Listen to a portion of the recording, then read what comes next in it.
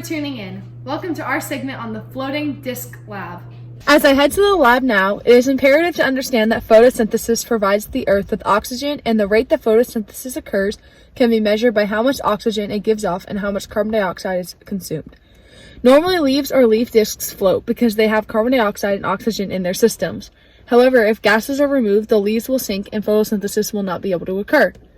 Photosynthesis can occur if there is an alternate form of carbon dioxide, in this case the sodium bicarbonate, which oxygen and sodium bicarbonate are exchanged to the stoma and the leaf becomes buoyant. This lab is an indirect measure of photosynthesis.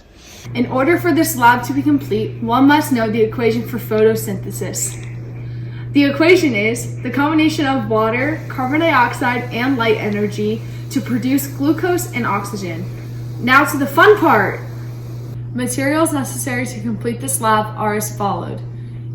Baking soda, which will be used as your sodium bicarbonate, liquid soap, 2 plastic syringes, living leaves, a hole puncher, 2 clear plastic cups, a timer, and a light source. We predicted and hypothesized that the leaf discs placed in the sodium bicarbonate would react and would float faster and at a higher rate than those leaf discs that were placed in the distilled water. Within this experiment, the independent variable is the type of solution, water and water with sodium bicarbonate, in which the leaf discs are placed in. The dependent variable is the time it takes for the discs to float. Every minute data is recorded. The control was the water solution without sodium bicarbonate. The constants are the amount of leaf discs. Only one trial was conducted. According to the data, every minute for 20 minutes, data was recorded. It appears that one of our leaf discs placed in the cup with only water floated to the top. This was because the leaves did not have a source of carbon dioxide that they could use to perform photosynthesis. Meanwhile, the sodium bicarbonate disc did not start to float until 5 minutes. By the end of 10 minutes, 5 discs had floated to the top. After 15 minutes, 7 discs had floated to the top in the sodium bicarbonate cup. At the end of 20 minutes and/or experiment, 9 discs ended up floating sodium bicarbonate. The results supported our prediction that discs in the sodium bicarbonate would float faster and at a higher rate than those in distilled water. Within this graph, one can see that the distilled water discs remain constant. Only 1 leaf disc floats, meanwhile 9 sink in the distilled water. This is represented by the blue line on the graph. Meanwhile, the red line resembles the number of discs that floated in the sodium bicarbonate. At minutes 1, 2, 3, and 4, only 1 leaf disc floated. It wasn't until the 5th minute that the amount of leaf discs floating increased. The mode, or most occurring within the data, would be 7 discs floating. All in all, the distilled water remained the same, constant. Meanwhile, the sodium bicarbonate infused discs increased exponentially, as seen in the graph above.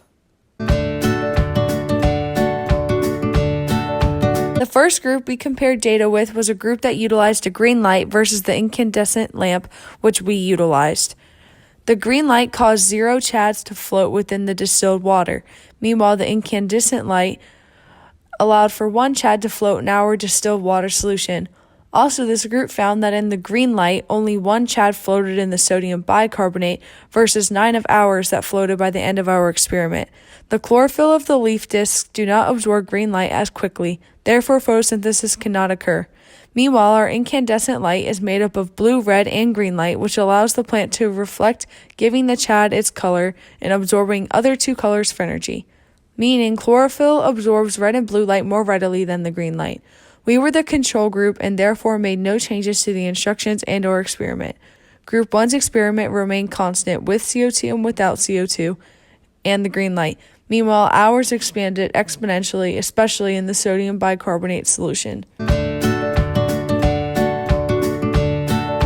The second group we compared data with decided to add an extra 1/8 teaspoon of sodium bicarbonate to their solution. In doing this group developed and discovered that by adding a 1/8 teaspoon of sodium carbonate, all 10 chads floated at the 10-minute mark. These chads remained floating for the duration of 10 minutes. This occurred because there was more carbon dioxide available for photosynthesis. Meanwhile, our data, aka the control, never had 10 discs float. I believe we did not have 10 discs float like this group did because we did not have extra or enough carbon dioxide to do so. The leaf discs absorb carbon dioxide from the atmosphere and give off water vapor and O2 all through the same openings, the stomata and leaves. The issue is that if there is not enough carbon dioxide in the environment, the stomata would be open for too long and would lose too much water vapor and dry out. The third group we decided to compare data with used ice water in order to determine how many discs would float. The ice water caused 0 leaf discs to float within 20 minutes. The ice water did not allow for a sufficient amount of light to pass, and the cold water caused the enzymes to move at a slow rate. This slow rate results in less discs making it fully through the photosynthesis process and floating. As the temperature of water decreases, so does the rate of the reaction. This is the reasoning behind 0 discs floating within 20 minutes. Meanwhile, we had 9 discs float, this group had 0. If the temperature was room temperature or warmer, more chads for this group would have floated.